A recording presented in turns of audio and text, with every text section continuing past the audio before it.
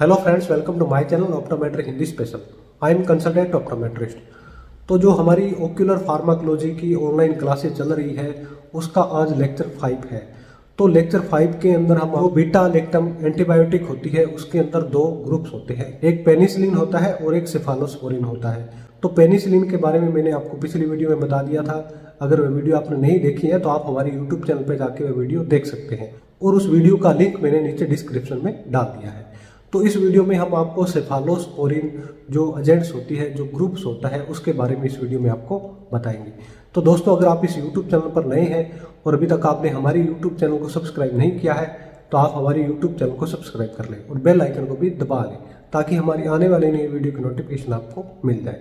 तो चलिए मैं आपको जो सेफालोस्पोरिन जो एजेंट होती है, जो ग्रुप्स होते हैं, उसके बारे में बताता हूँ। दोस्तों, मैंने पिछली वीडियो में जो बीटा लैक्टम एंटीबायोटिक है उसके दो ग्रुप होते हैं, पेनिसिलिन और सेफालोस्पोरिन। तो पेनिसिलिन के बारे में मैंने आपको पिछली वीडियो में बताया था, जिसमें बेंजाल पेनिसिलिन है, प्रोकेन पेनिसिलिन है, मेथासिलिन है, क्लोक्सासिलिन है, प्लूक्लोक्सासिलिन है, एमोक्सिसिलिन है, आर्मिनिसिलिन है, एम्पिसिलिन है। तो ये मैंने आपको पिछली वीडियो में बता दिया था। तो इस वीडियो में हम आपको सेफालोस्पोरिन के बारे में बताएंगे कि सेफालोस्पोरिन के अंदर कौन कौन से जो ग्रुप होते हैं, कौन कौन से ड्रग्स होती है। तो चलिए समझते हैं। तो अब सेफालोस्पोरिन के बारे में समझते हैं। These drugs have a similar structure and modes of action as penicillin.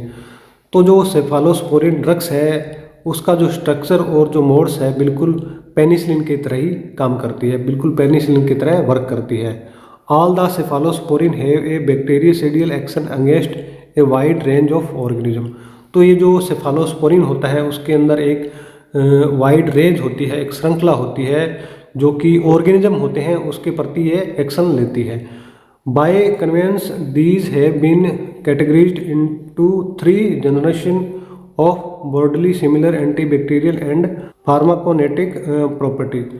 तो जो ये सेफालोस्पोरिन है उसको 3 कैटेगरी के अंदर डिवाइड किया गया है, फर्स्ट जनरेशन, सेकंड जनरेशन और थर्ड जनरेशन। तो अब हम जो फर्स्ट जनरेशन है उसके बारे में समझते हैं। First generation cephalosporin. तो जो सेफालोस्पोरिन है उसका जो कैटेगरी है फर्स्ट जनरेशन, उसके बारे में समझते हैं। These are very active against gram positive cocci and thus have useful anti staphylococcal activity. तो ये जो ग्राम पॉजिटिव कोकी होते हैं उसके अगेंस्ट वेरी एक्टिव होते हैं। तो ये जो सेफालोस्पोरिन होती है इसके अंदर एंटी स्टेफेलोकोकल एक्टिविटी होती है जो कि बहुत ही यूजफुल होती है। दीज इंक्लूड, जो इसके अंदर ड्रग्स आती है वह कौन कौन सी होती है, सेफाजोलिन है, सेप्राडिन है, सिफ्लेक्सिन है एंड सिफाड्रोक्सिल है। तो ये कुछ ड्रग्स होती है जो कि एक सेफालोस्पोरिन के अंदर आती है। जो फर्स्ट जनरेशन है सेफालोस्पोरिन का उसके अंदर ये ड्रग्स आती है।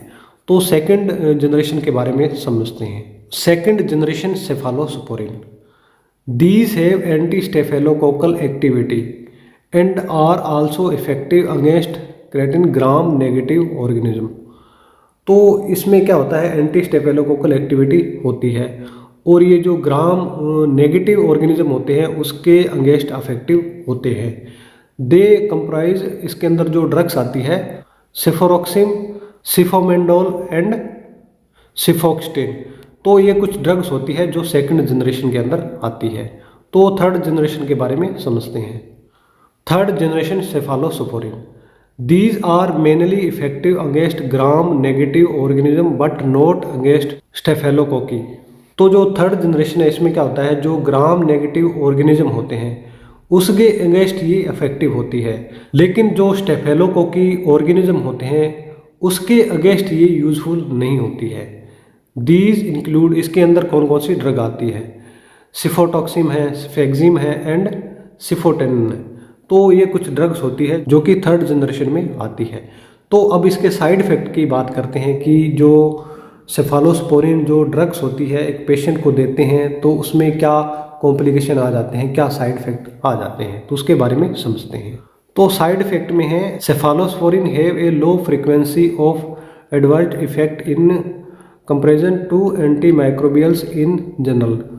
तो ये जो सेफालोस्पोरिन है ये एंटी माइक्रोबियल्स जो होते हैं तो इसमें क्या होता है, लो फ्रिक्वेंसी होती है, इसमें जो इफेक्ट होता है वह थोड़ा कम होता है। The most usual are allergic reaction of the penicillin type.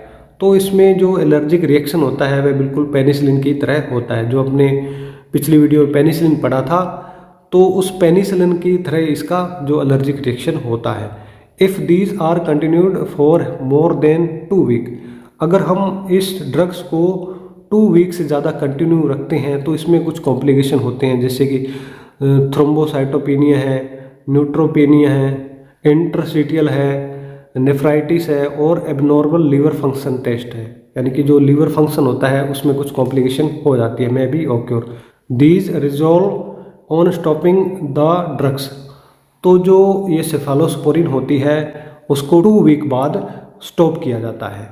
तो दोस्तों आज आपने जो सेफालोस्पोरिन है उसके बारे में पढ़ा है और समझा है। अगर टॉपिक से रिलेटेड कोई कमेंट है तो आप कमेंट बॉक्स में लिख सकते हैं। तो मिलते हैं नेक्स्ट वीडियो में एक नए टॉपिक के साथ में। धन्यवाद।